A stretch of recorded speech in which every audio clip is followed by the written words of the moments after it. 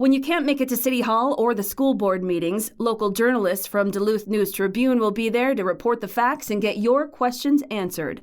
Local news works for you. Stay up to date at duluthnewstribune.com. Hello, Northlanders. It's Wednesday, April 12th. I'm Wyatt Buckner with the Duluth News Tribune Minute, presented by Minnesota Power Employees Credit Union. The average MPECU member saves over $785 a year in better rates and lower fees.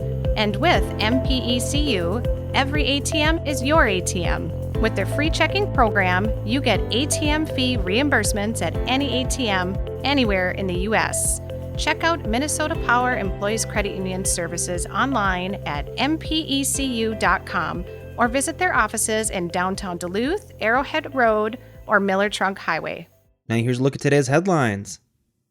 Duluth City Councilors' anger was on full display Monday night when they passed a resolution clearly inspired by their frustration over recent news that the owner of a new publicly subsidized apartment building intends to convert one floor of the structure into a boutique hotel. The resolution would require all future development agreements for residential projects involving public assistance to contain language clearly defining what uses of the property will be considered permissible and also detailing specifically how long those covenants will remain in effect. P&R Companies notified tenants living on the second floor of its four-floor Lincoln Park Flats building that their year-long leases will not be renewed, as the developer and owner of the property intends to use that level to accommodate a new hotel operation. Company representatives say current residents of the affected floor have been offered an opportunity to relocate to other units elsewhere in the building. In a letter to the council, Ryan Nelson, a principal partner at P&R, explained that increased pandemic construction costs and soaring interest rates on short-term construction loans have left the company with no choice except to see the project financially fail. The conversion will result in the loss of 24 rental housing units, leaving the year-old building with just 50 of its original 74 apartment units. But P&R representatives are quick to point out that the company will hold to its commitment as 23 of those apartments will be offered at reduced rents that qualify as affordable for qualified tenants, namely people earning no more than 80% of the area median income. The council approved $2.35 million in tax increment financing to support the construction of Lincoln Park Flats, with what it thought to be a clear understanding of what it could expect to receive in return, said Noah Schuckman, Duluth's chief administrative officer. Monday's resolution regarding future development agreements for residential properties passed 8-0, with at-large councilor Eric Forsman absent.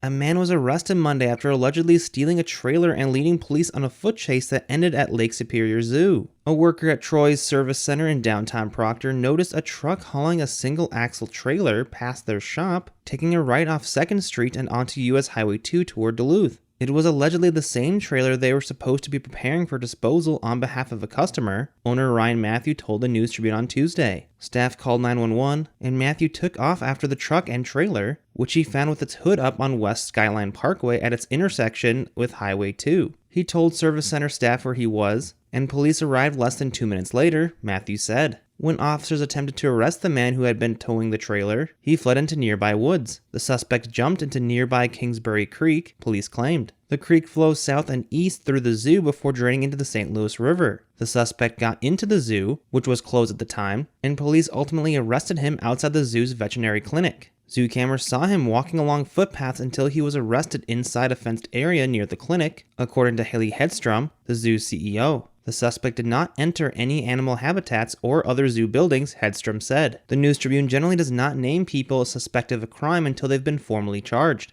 The suspect is lodged at the St. Louis County Jail on preliminary charges of felony theft and fleeing a police officer, a misdemeanor.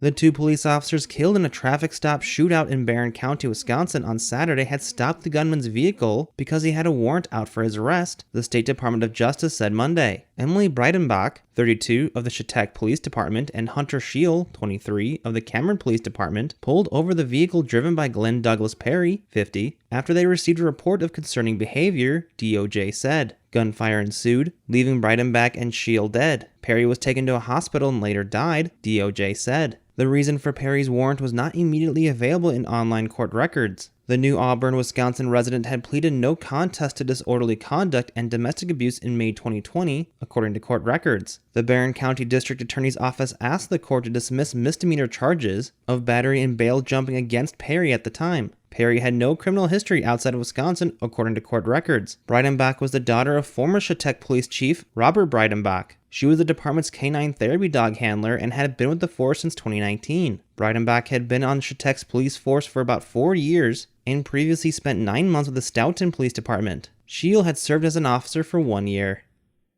Now here's a look at your forecast, brought to you by the News Tribune's Northlandia podcast. Duluth area weather forecast today. Man, when spring gets its act together, it gets its act together. Sunny and mild today with a high approaching 70 degrees.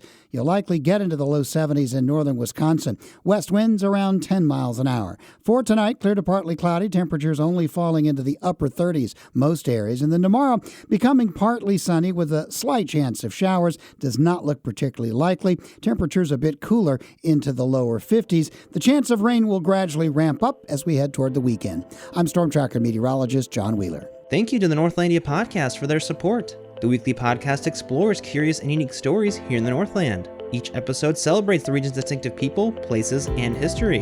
You can find all the episodes of Northlandia at duluthnewstribune.news or wherever you also get this podcast. Reporting for today's episode was done by Peter Passy and Joe Bone of the News Tribune and Lucas Robinson of the Wisconsin State Journal. Thank you for listening to the Duluth News Tribune Minute. Have a great day, and we'll see you back here tomorrow.